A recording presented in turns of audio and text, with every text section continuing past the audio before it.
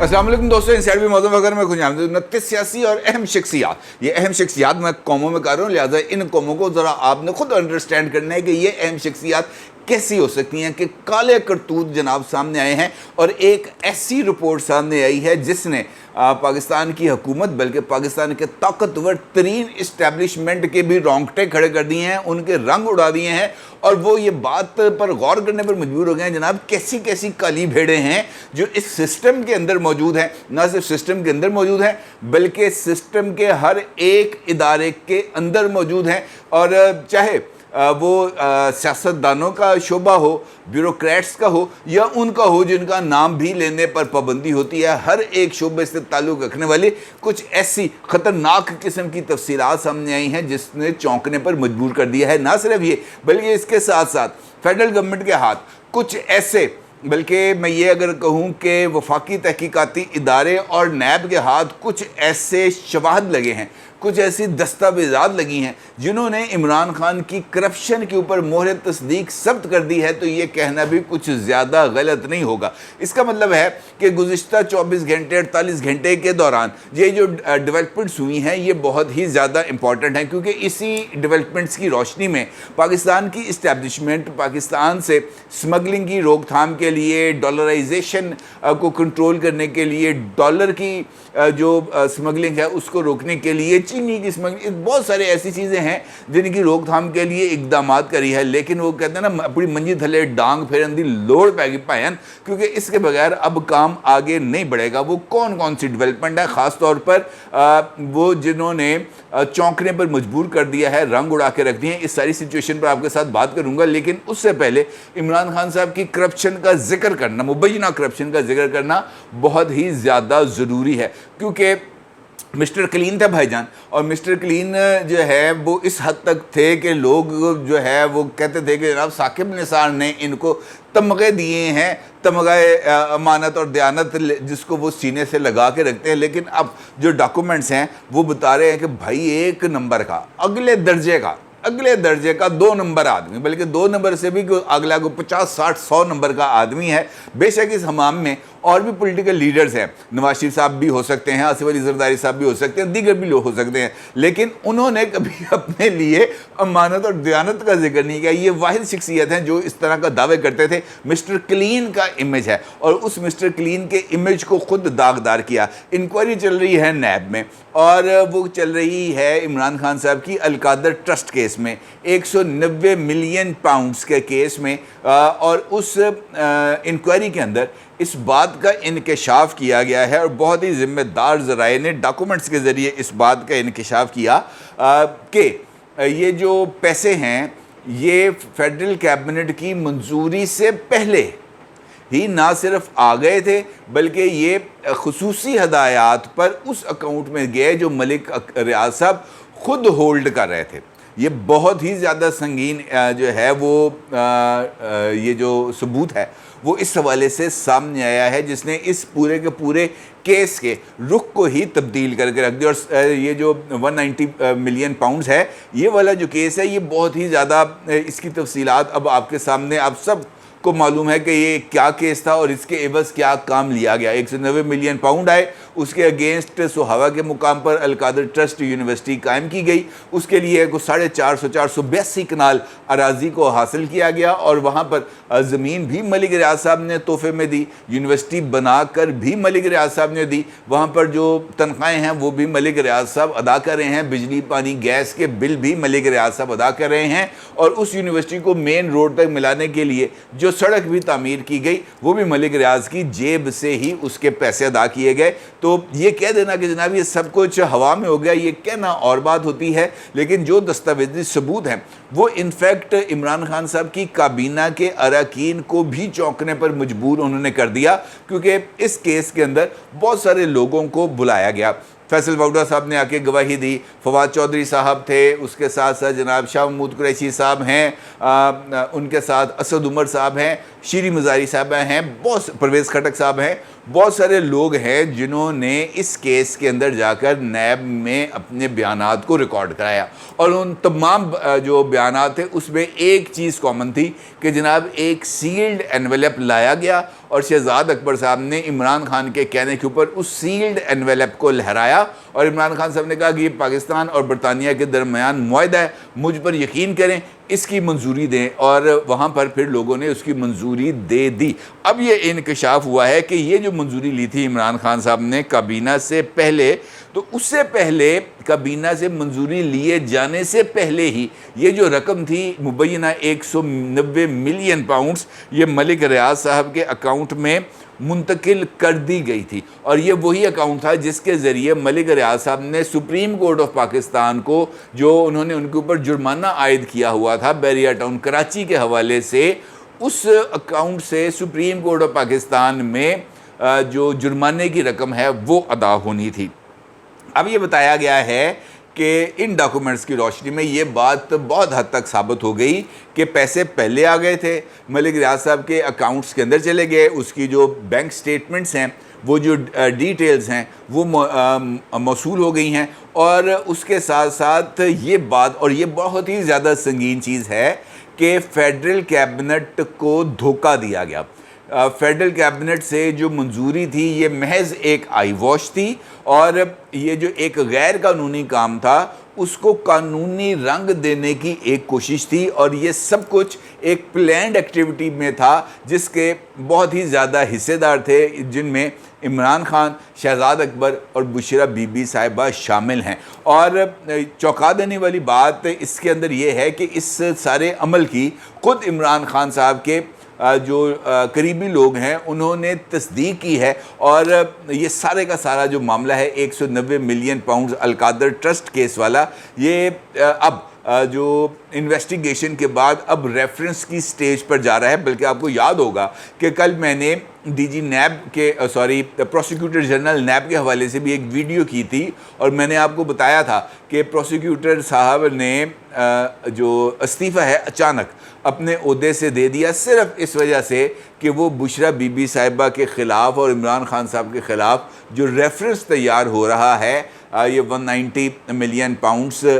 کی کرپشن کے اوپر، اس کے اوپر وہ دستخط نہیں کرنا چاہ رہے تھے۔ وہ چاہ رہے تھے کہ خان صاحب کا جو رانجھا ہے وہ راضی رہے، اور ان کی جو دوستی تھی عمر طاہر بندیال صاحب کے ساتھ وہ دوستی بھی انٹیکٹ رہے، کیونکہ کسی نہ کسی لیول پر یہ جو ایک دوسرے کو فائدہ پہنچانے والا کام ہے یہ ہوتا رہا ہے، اور یہ جو کالے کرتوتوں والا معاملہ ہے یہ بھی اسی کے ساتھ منسلک ہے۔ اب یہ جو میں نے آپ سے گفتگو کے آغاز میں ذکر کیا کہ 29 سیاسی اور اہم شخصیات کے کالے کرتوت سامنے آئے ہیں، اور یہ حقیقی معنوں میں، کیونکہ یہ ایسے ناسور آ چکے ہیں اب ہمارے سسٹم کے اندر، جو ہر ایک نے بندہ نہیں ہوتا جس طرح گدھ بیٹھے ہوتے ہیں یوں کہ کب یہ بندہ مرے گا۔ میں نے ایک تصویر دیکھی تھی سوشل میڈیا کے اوپر، صومالیہ کی تصویر تھی، بچی بیٹھی ہوئی ہے ایک بھوک سے پیاس سے نڈھال، اور وہ آخری سانسیں لے رہی ہیں، اس سے کچھ دور ایک گدھ بیٹھا ہوا ہے، اور ایک فوٹوگرافر تھا جو تصویریں لے رہے تھے، اس کا مطلب ہے ایک نہیں دو گدھ تھے، اور یہی وجہ تھی وہ فوٹوگرافر نے، فرانسیسی فوٹوگرافر تھا، اس نے بعد میں خودکشی کر لی تھی۔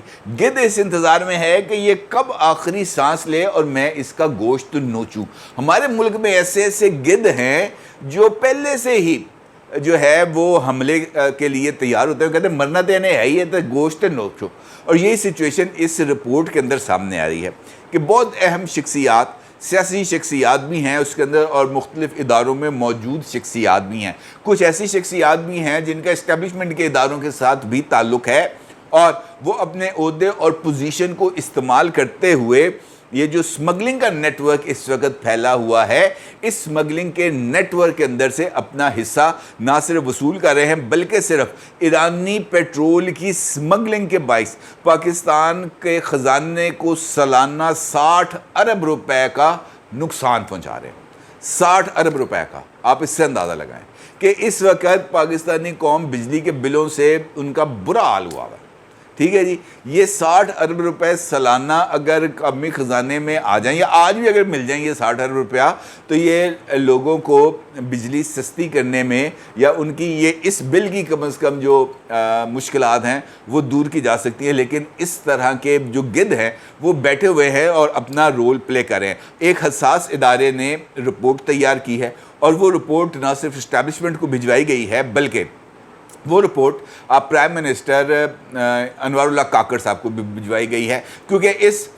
رپورٹ کے اندر جن سیاستدانوں کے نام آ رہے ہیں یا جن کا ذکر ہو رہا ہے وہ تمام کے تمام یا ان میں سے جو اکثریت ہے ان کا تعلق انوار اللہ کاکڑ صاحب کے صوبے سے ہے، اور ہو سکتا ہے کہ ان میں سے کچھ شخصیات کا تعلق انوار اللہ کاکڑ صاحب کی سیاسی جماعت سے ہو۔ حساس ادارے نے اپنی رپورٹ میں اس بات کا ذکر کیا ہے، انکشاف کیا ہے کہ تیل کی سمگلنگ سے ہونے والی آمدنی دہشت گرد بھی استعمال کر رہے ہیں۔ ایران سے پاکستان کو سالانہ 2 ارب 81 کروڑ روپے سے زائد کا 2 ارب 81 کروڑ لیٹر سے زیادہ کا جو تیل ہے وہ پاکستان سمگل ہو کے آتا ہے، اور اس کی وجہ سے پاکستان کو 60 ارب روپے کا نقصان ہوتا ہے۔ نہ صرف یہ بلکہ ملک کے 995 پیٹرول پمپ جو ہیں وہ ایرانی تیل کی فروخت کا کاروبار کرتے ہیں۔ 90 سرکاری حکام اس سمگلنگ میں ملوث ہیں، 90، اور یہ جو 90 لوگ ہیں اس کے اندر میں نے آپ کو بتایا کہ سویلین بھی ہیں اور اسٹیبلشمنٹ کے اداروں سے تعلق رکھنے والے افراد بھی ہیں۔ 29 پولیٹیشنز ہیں جو ایرانی تیل کی سمگلنگ کا کام کر رہے ہیں، بلکہ اپنا اثر رسوخ استعمال کر کے پاکستان سٹیٹ آئل PSO کے جو ٹینکر ہیں ان کے ذریعے ایرانی پیٹرول کو ملک بھر میں پھیلایا جاتا ہے، اور پھر یہ مختلف پمپس کے اوپر یہ پیٹرول کو بیچا جاتا ہے۔ اور اس کے ساتھ ساتھ اس رپورٹ میں اس بات کا بھی انکشاف کیا گیا ہے کہ پاکستان میں 722 کرنسی ڈیلر ایسے ہیں جو حوالہ ہنڈی کے کاروبار میں ملوث ہیں، اور سب سے زیادہ 205 ڈیلر پنجاب میں، 183 خیبر پختونخوا، 176 سندھ، 104 بلوچستان، 37 آزاد کشمیر اور 17 ڈیلر اسلام آباد میں حوالہ اور ہنڈی کا کاروبار کر رہے ہیں۔ اس بات کا مطلب یہ ہے، یہ جو میں نے آپ کو فگرز بتائے ہیں، یہ جو نمبر بتائے ہیں، یہ اس وجہ سے امپورٹنس ہیں کہ یہ ہیں وہ جونکے جو پاکستان کو چمٹی ہوئی ہیں، جو میری اور آپ کی زندگی کو مشکل بنا رہے ہیں، جو ہمارے حالات کو مشکل بنا رہے ہیں۔ اور اس کے ساتھ ساتھ یہ جو ہمارا سول سٹرکچر ہے اس کی غیر فعالیت کا اندازہ بھی آپ اس سے لگا سکتے ہیں کہ جب تک ڈنڈا جنرل عاصم منیر نے پکڑا نہیں، یہ سارا کام چل رہا تھا، لیکن ان کے فلک کو نہیں تھی پرواہ کہ یار اس چیز کو اپنے روکنا ہے، کیونکہ وہ جو حصے تھے نا، یہ جو حرام آ رہا تھا، یہ حرام کے لقمے خود بھی کھا رہے تھے، اپنی اولاد کو بھی کھلا رہے تھے، اپنے ماں باپ کو بھی کھلا رہے تھے۔ ان کو اس بات سے کوئی وہ جو ہے فرق نہیں پڑتا، بلکہ یہ سسٹم اس حد تک اب ہجڑا بن چکا ہے کہ آپ کو یاد ہے کہ چینی کا اس وقت شدید ترین بحران ہے، خوفناک بحران۔ جو شوگر مل مافیا ہے اس نے کارٹلائزیشن کر کے چینی کو ایکسپورٹ کرایا، جتنی اجازت دی گئی تھی اس سے زیادہ ایکسپورٹ کرایا، افغانستان یا ادھر ادھر یہ جو ہمارے سرحدی علاقے ہیں ان میں ان کو ڈمپ کرایا، اور اس کے بعد اپنے ہی ملک میں چینی کی شارٹیج کا ذکر کرتے ہوئے جو اقتصادی رابطہ کمیٹی ہے اس سے چینی کو امپورٹ کرانے کی اجازت لے لی، اور اس مرتبہ جو امپورٹ کرانی تھی چینی وہ 170 روپے کے حساب سے چینی کو امپورٹ کرایا جانا تھا، یعنی یہاں سے 80 روپے کی چینی جو بک رہی تھی وہ راتوں رات 200 روپے پر گئی، 200 روپے کی وہ چینی گئی، اس کے عوض اربوں روپے کمائے گئے، پھر وہ جو چینی سمگل کرا کے ڈمپ کرائی گئی تھی اسی کو امپورٹ کرانا تھا، اور اس کے لیے 170 روپے پر kg گورنمنٹ سے ریٹ منظور کرایا گیا، اس سے بھی پروفٹ کو جو ہے کمایا گیا۔ آج کی میں آپ کو تازہ خبر دے رہا ہوں کہ ہائی کورٹ نے جو سٹے آرڈر تھا اس کے اختتام کے لیے جو پنجاب گورنمنٹ کی جو ٹیم ہے، لیگل ٹیم، اس نے رجوع کیا اور انہوں نے کہا جناب اس کیس کو لگائیں تاکہ اس کا سٹے کو خارج کرایا جا سکے۔ اس عدالتی فیصلے یا پروسیڈنگ سے پہلے ہی جو یہ ہماری شوگر مل مافیا تھی، اس نے ایک پولیٹیکل لیڈر ہیں ہمایوں اختر خان، ان کی سربراہی میں جناب محسن نقوی صاحب جو کیئر ٹیکر ہیں چیف منسٹر پنجاب، ان کے ساتھ ملاقات کی، چینی کی قیمت 140 روپے مقرر کی، جس کو جو آج سے 1 مہینے پہلے 80 روپے بک رہی تھی، ٹھیک ہے جی۔ اب چینی کا سرکاری ریٹ آج کے دن ہو گیا ہے 140 روپے، یعنی شوگر مل 140 روپے کی چینی گورنمنٹ آف پنجاب کو بیچیں گے، اور گورنمنٹ آف پنجاب وہ چینی 140 سے 145 روپے کی یوٹیلٹی سٹورز پر یا اتوار بازاروں سے لوگوں کو دے گی. اور یہ ریٹ، آج کا ریٹ اس وجہ سے امپورٹنٹ ہے کہ اگلے مہینے سے گنے کی کرشنگ سیزن کا آغاز ہو جائے گا. اور گنے کی کرشنگ سیزن کا مطلب یہ ہے کہ اس کے بعد یہ جو گنا ہے یہ کھیتوں سے کاٹا جائے گا، شوگر ملوں میں لایا جائے گا، شوگر ملیں اس کو پروسیس کر کے چینی بنائیں گی. تو آج اگر ریٹ 140 ہے سرکاری، آج کے دن میں ہو گیا سرکاری ریٹ 140، تو اس کا مطلب ہے کہ کرشنگ سیزن کے بعد جو چینی بنے گی اس کا ریٹ کیا ہوگا. یہاں پہ تو بھائی ایک دفعہ جو قیمت بڑھ جاتی ہے وہ کب نہیں ہوتی. دیکھیں کتنی سمارٹ موو کے لیے شوگر والوں نے چینی بھیجی، پیسے کمائے، چینی بیچی، پیسے کمائے، چینی کو سمگل کیا، پیسے کمائے، سمگلنگ کر کے واپس لے کے آئے، پیسے کمائے، اور اس دوران اچھے بن گئے کہ جناب 170 مارکیٹ میں چینی بک رہی ہے، ہم آپ کو 140 روپے کی دیں گے. محسن نقوی صاحب نے دستخط کر لیے. یہ ہے وہ سسٹم. اب اس سسٹم کے اندر محسن نقوی سے لے کر شوگر مل مافیا تک سارے کے سارے انوالو ہیں. اور اس کے ساتھ ساتھ یہ جو بارڈر کے اوپر سمگلنگ ہو رہی ہے، پھر یہ کیوں نہ ہو. جب لوگ دیکھتے ہیں کہ ہمارے ملک کے با اثر افراد نے